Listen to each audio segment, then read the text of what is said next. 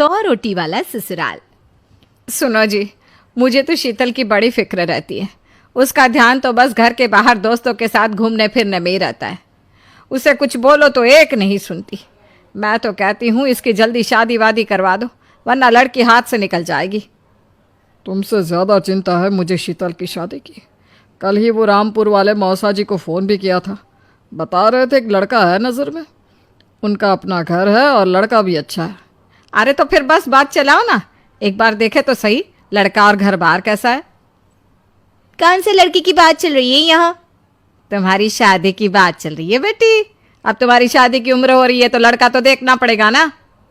उफ़ो, मुझे अभी नहीं करनी शादी वादी। ये तो मेरे खेलने कूदने के दिन है। बहुत खेल कूद ली तुम। अब घर के काम धाम सीखने की कोशिश करो, समझी? ससुराल जाकर हमारी नाक मत कटवा देना। सब्जी काटनी तो आती नहीं इसको, तो नाक ही कटवाएगी। अरे मैं इसे शादी तक अच्छे से सब सिखा दूंगी। आप तो बस उस लड़के से इसकी शादी के बाद चलवाओ। कुछ दिनों बाद कुणाल और उसकी माँ शीतल को देखने घर आते हैं। कुणाल दिखने में बड़ा ही स्मार्ट होता है। शीतल तो उसे देखती ही रह जाती है। देखो जी, हमारी कोई डिमांड तो है नहीं, बस हम चाहते हैं कि लड़की घरेलू हो, घर के सारे कामकाज संभाल ले। अब आपके परिवार में तो बस 3 ही लोग हैं, पर हमारा तो खूब भरा पूरा परिवार है। बाकी हमें लड़की के घूमने फिरने दोस्तों से मिलने से कोई दिक्कत नहीं है। घर का काम करने के बाद जो चाहे सो करे। अरे वाह, ये तो इतने बढ़िया लोग हैं। लड़का भी इतना स्मार्ट है और ऊपर से इन्हें मेरे घूमने फिरने से भी कोई दिक्कत नहीं है। हे भगवान, तूने तो बिना मांगे ही मुझे सब दे दिया। बताओ जी, और क्या चाहिए हमें? हमारी तरफ से तो रिश्ता पक्का है जी। बस फिर तो हंसी खुशी शीतल और कुणाल की शादी हो जाती है। शीतल मन ही मन बड़ी खुश होती है और उसी खुशी के साथ वो अपने ससुराल में कदम रखती है। आओ बहू, तुम्हारा अपने ससुराल में स्वागत है। ये मिलो अपने परिवार से। ये तुम्हारे ससुर जी, तुम्हारी ननद सुनीता और गीता, सुनीता के पति राजेश और उनके 2 बच्चे राजू और चिंटू। ये ना हमारे साथ यहीं रहते हैं। ये तुम्हारी दादी सास हैं और बाकी लोग अभी बाहर गए हुए हैं। इतने सारे लोग, ये सब यहीं रहते हैं इस घर में? अरे अभी तो मेरे देवर देवरानी और उनके 3 बच्चे यहाँ नहीं है। उसके मायके में भी शादी थी ना, तो बस वहीं गई है। कल तक आ जाएंगे।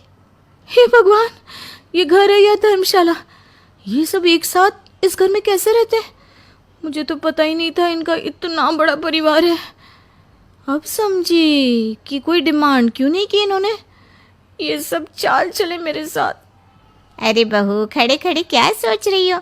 चलो अपने कमरे में जाकर आराम करो। जी माँ जी। अगले दिन शीतल का ससुराल में पहला दिन होता है। शीतल रसोई में जाकर सबके लिए खीर बनाने लगती है। तभी उसके ननद सुनीता आती है। अरे वाह भाभी, आज क्या बना रही हो? बस दीदी, आज वो पहली रसोई है ना, तो खीर बना रही थी। अरे भाभी, ये खीर वीर रहने दो। घर में 4 लोगों को शुगर है और कुछ लोग मीठा ही नहीं खाते। आप ना सीधा खाना ही बना दो। क्या फ़र्क पड़ता है, मीठा बने या नमकीन? बस बहू के हाथ की पहली रसोई होनी चाहिए ना। जी दीदी, तो फिर मैं खाना ही बना देती हूँ। आप बता दो खाने में क्या बनेगा? बस सिंपल सी कोई सब्जी बना दो, जैसे आलू गोभी या आलू मटर, और उसके साथ रोटियां सेक दो। हमारे परिवार में अब तुम्हें मिलाकर पूरे 20 लोग हो गए हैं। 15 बड़े और 5 बच्चे।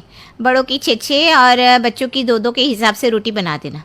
चलो मैं चलती हूँ, सब देख लेना। हाँ, बड़ों की 6 रोटी मतलब कि 15 लोगों की 90 रोटियाँ, और बच्चों की 2 रोटी मतलब 5 बच्चों की 10 रोटियाँ। 90 और 10 मतलब कुल मिलाकर 100 रोटियाँ। हाय, मैं तो मर गई। 100 रोटी अकेले कैसे बनाऊंगी? माँ, ये तुमने मेरी शादी कहाँ कर दी? शादी से पहले तो मैंने कभी 4 रोटी से ज़्यादा नहीं बनाई। शीतल एक बड़ी सी परात में 100 लोगों के हिसाब से आटा निकालती है और उसे गूंथना शुरू करती है। आटा गूंथते गूंथते शीतल के पसीने छूट जाते हैं। उसके बाद बारी आती है रोटी बनाने की।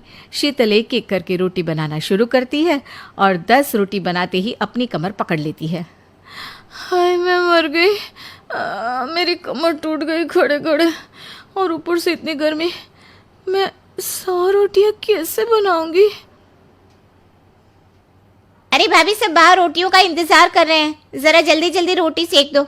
सब